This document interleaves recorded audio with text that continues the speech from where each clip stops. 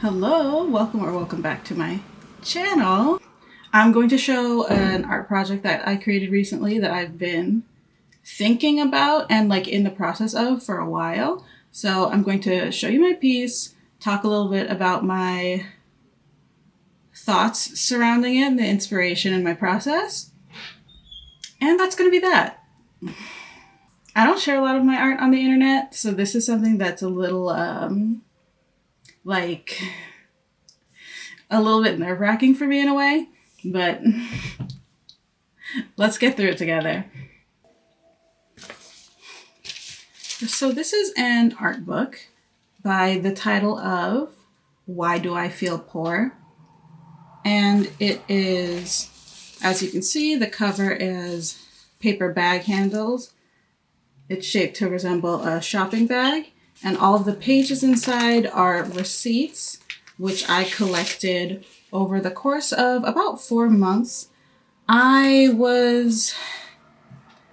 been thinking for a while, maybe the past 6 months, for maybe the back half of last year, and it's continued into this year. I've been thinking about making work that's discussing the theme of money and the emotional aspects of money and poverty to an extent, because poverty drives a lot of the psychological and emotional when it comes to money, at least in my experience.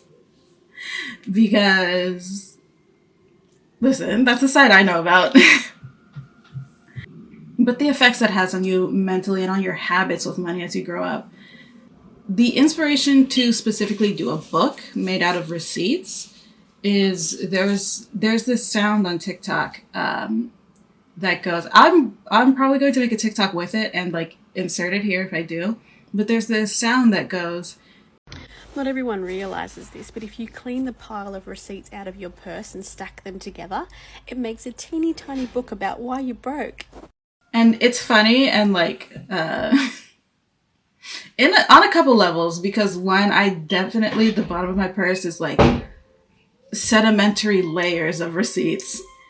So there is an aspect to it that's women be shopping and the gendered financial experience. The Carrie Bradshaw of it all. I watched Sex and the City for the first time last year, and Carrie Bradshaw, her attitude towards money gave me deep anxiety. But the point of that is this subconscious gendering of money and money behaviors. And that's really just something that came to me right now, because while I was making this, I wasn't thinking of it from a gendered perspective. I was thinking it more from the perspective of when I look at this amount of receipts and all of these things, I sort of know that everything in here, it's lunches, trips to different stores like TJ Maxx or Target, things like that. Grocery trips if I needed some breakfast for work, or shopping, buying clothes and whatnot. But what's not represented in these types of receipts that are thermal printed at a cash register are expenses like my car payment or someone's housing expenses, insurance, things like that. Those are, and of course, people can have really extreme spending habits or shopping addictions or things like that. But at least for me, I know that what I spend in here is not the bulk of my expenses. And this is not what is making me poor, but these are the things that are the most almost guilt-inducing or shame-inducing purchases for someone who has money anxiety, because they feel very negotiable or they feel like temptations. And if you're someone who is quote unquote good with money, these are things that you resist and deprive yourself of. These are like the things people think of as making you poor, or like why you're poor. But it's such a smaller piece compared to the necessities or the things that come like straight out of your bank account. Not even just the necessities, but the like bigger ticket purchases. Things like buying a flight or booking a hotel, paying a tax or a medical bill or something like that. A lot of the time you do it online through some kind of portal, and you don't get a receipt like this that you can sew into a book. And a lot of the time that's a bigger expense. But because they're less, they feel less optional, and a lot of the time they're just not. But those things, you kind of just like spend the money and you're like, okay, I have to do this. I find, for me personally, especially things like this, like these things are the things that I think a lot about adding up, and adding up to a point where it can be a stack like this, and I can sew it into a book. That's also why I considered adding up all of the expenses that are in here and having a monetary value to associate with this book. But when I thought about that, and I thought about how so much more of my money is going places where it cannot be, or not even that it can't be, because I could like print a receipt for myself. But so much more of my money is going through like electronic or like digital transactions in that way. And most of it is for necessities. I felt like it was sort of moot when I was thinking about that, about how all my necessities and my really big purchases, they don't come from places where I can get a printed out receipt like this. I felt like that would be an almost like compulsive anxiety behavior, because I have gone through like all my purchases that I make in a given week or month and meticulously written them all down and recorded them and put them into categories and subcategories and counted everything up. And I know for a fact that things like this are not the majority of my spending. And they're within a range that is what I would consider healthy and okay. I felt like doing that would be like an anxiety thing, the way that me constantly opening my bank accounts and looking at them and knowing nothing has changed, but I just need to look at them over and over again, is a result of like financial anxiety. But sort of in that vein, part of it being in the form of a book is you can sort of play out that impulse or that compulsive behavior, because you can turn all the pages and read them like, okay, I spent this on this and this much on that, this much here, and perform those like judgments and self-judgments. Because the title is Why Do I Feel Poor? And also it's Why Do I Feel Poor? Because like I said previously, the things in here are not the bulk of my spending, but they're the things that are the most tangible. They're the things that have physical presence in my life. This is not necessarily the biggest strain, but this is where I feel the strain the most. When it comes to form, let's take a closer look. I have some rough edges, which I wish this could be a little, my face. I have some rough edges here where I wish this could be a little cleaner, where I bound the two straps together. And I have a ribbon here on the side.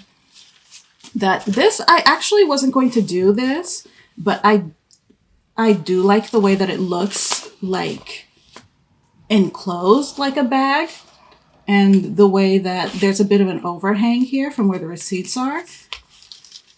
So it looks like a bag. I'm really happy with that. Originally, I was going to keep this side open and just show the stitching. And I bound it with dental floss because, well, one, in bookbinding, dental floss is generally a pretty good material. It's a good like beginner material because it's already waxed and it's thread. And putting some beeswax on your whatever thread you're using when you're stitching a book together is, it's helpful. Bookbinding pro tip. So that's something that I had in, I like having found materials for these kind of projects.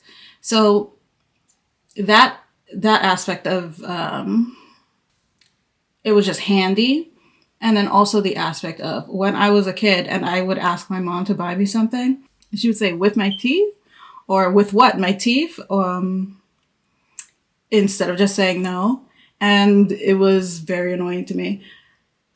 But that's one of my like money-centered memories. So I like being able to incorporate that into here, even though it's not visible. I also really like having the variety of lengths. I did have a CVS receipt, but I was like, this is outrageously long. And it's all like coupons at the bottom. And I felt like that didn't,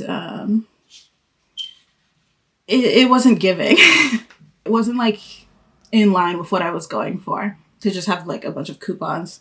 It just felt a little like it didn't fit in. But I do like how it has a trail and how it's like spilling out. And there are of course also like really short ones in here. And most of these are like the standard width, like the width. But I thought I had one or two that were like really tiny. I may have excluded them because, like, for this similar reason as, like, the CVS receipt being too long, I may have been like, this is too small. It doesn't fit, like, my vision. But when it comes to materials, most of these receipts I collected over 4 months from September to December. But it was also, it wasn't like, this is all my purchases from this time to this time. It was like any receipts that I found that I still had that were at the bottom of my purse, in reference to that sound, that had become like trash. Yeah. No air quotes on trash. It's trash. Now it's materials, but it was trash. So I have some in here that could be from a while ago and some that are from like right before I started collecting. And I had a good amount. I kind of wish I had taken a picture of the initial few that I had, because I had a stack, but I wanted it to be like bigger and thicker. And when I got to this thickness that I really like, there wasn't a set number or anything. I just reached a point where I was like, I'm done. I'm satisfied with this amount. So I have receipts in there that are from when I was in Costa Rica on vacation, and they're in colones instead of USD. Some are in USD, from the tourist shops. So I have two different currencies in my book here. I have receipts from when I was in Charlotte. I have receipts from when I was in Atlanta. So it's a cute little scrapbook in that way. And because I was still collecting them in December, I have receipts from Christmas, from gifts that I bought for other people and for myself. So that's just fun in like a personal level. So how I constructed this is there's a cover that is like the width of a regular receipt, because I just had a different form in mind when I started it and was binding it. And then I have that glued to one piece. This handle is on another piece. And then I have the backing piece. And underneath the very back piece, this side, underneath that is where the binding is tucked in. And then on this side, it's the reverse. It's it's the front, or this is the back. It's the back cover. The binding's tucked in here. The piece with the handle is tucked in, and then it's glued to what was originally going to be the back cover before I decided to add the binding. So that's how I made this art book titled Why Do I Feel Poor? I was also thinking, do I want text on it? And I'm really happy with the way it looks with just neat and nothing on it. No decorations, just plain. Because honestly, the cover was the thing I was thinking about the most and the hardest. Because I was thinking, do I want to have logos on here or even like partial logos? Have them like scrapbooked or anything? Did I want to mark or write or paint on the cover?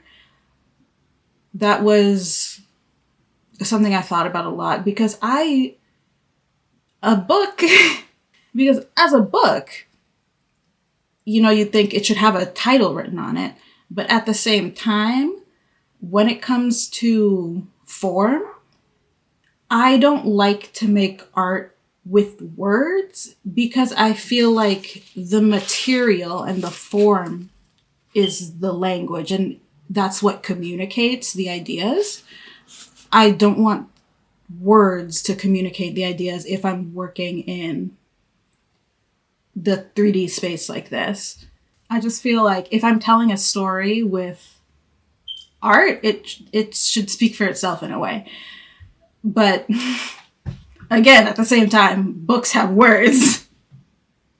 Books have words. So I was like, do I write on it? Do I not write on it? And also, what type of writing makes it like harmonious with the material? Because just like writing on it in like my handwriting and marker or doing an artistic lettering, it didn't feel right to me. And nothing really felt right to me. So I am ultimately pretty happy with the way it turned out.